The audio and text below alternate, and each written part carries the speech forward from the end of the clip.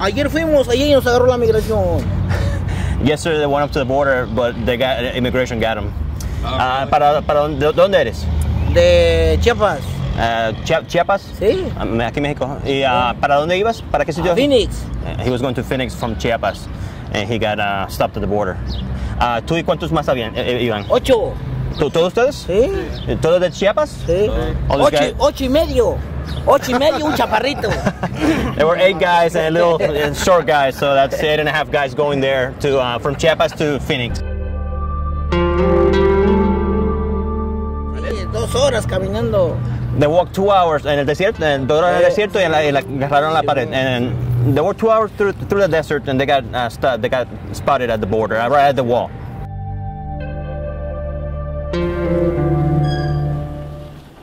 No, porque no tenemos paga.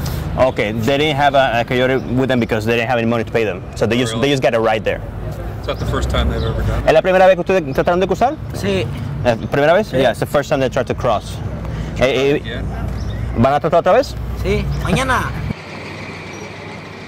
The infrastructure has to be in place south of the border to be able to facilitate the traffic that's going to be headed north of the border.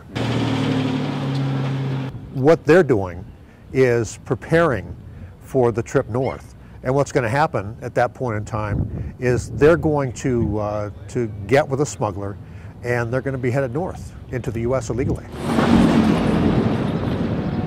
The clientele are those who are getting prepared for crossing illegally into the United States.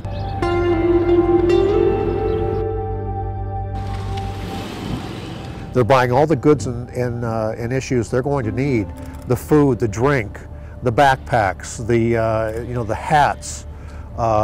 Some even are buying shoes that are preparing them for that crossing. That it's going to be an effort to fully contain themselves for that trek that they're going to be undertaking. Each of the smuggling organizations will have their own given areas where they control that piece of the pie, so to speak, and you don't enter into theirs unless you're one of theirs. ¿No quieres tratar con los coyotes? Sí, aparte de que te asaltan. They can assault you, you know. Te asaltan, luego no te llevan a lugar donde vas. They'll assault you, and they won't take you sometimes to the place where you're going. They'll rob you, and they will not even take you to where you're going.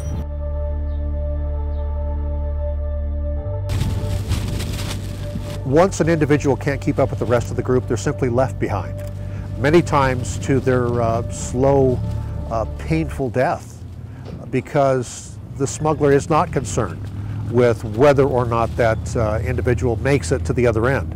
They're simply interested in making sure they get that dollar for the smuggling that's going to be taking place.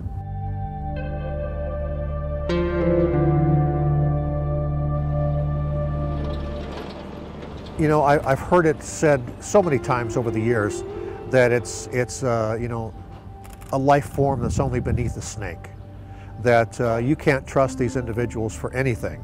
They're only concerned and motivated by the dollar, and that's what they do, and that's what they don't do by, is the money they're going to get.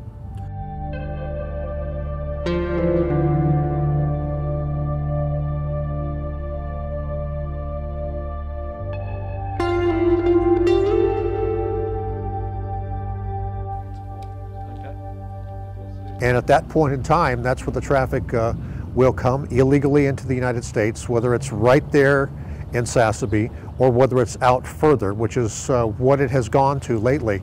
The further they can get away from that congregated area is where they're going to make their crossing into the United States.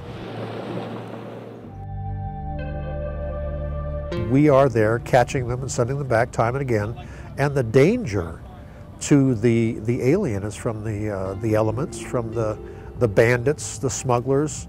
You know, that's all in place, and it's sad to see somebody put into that state of desperation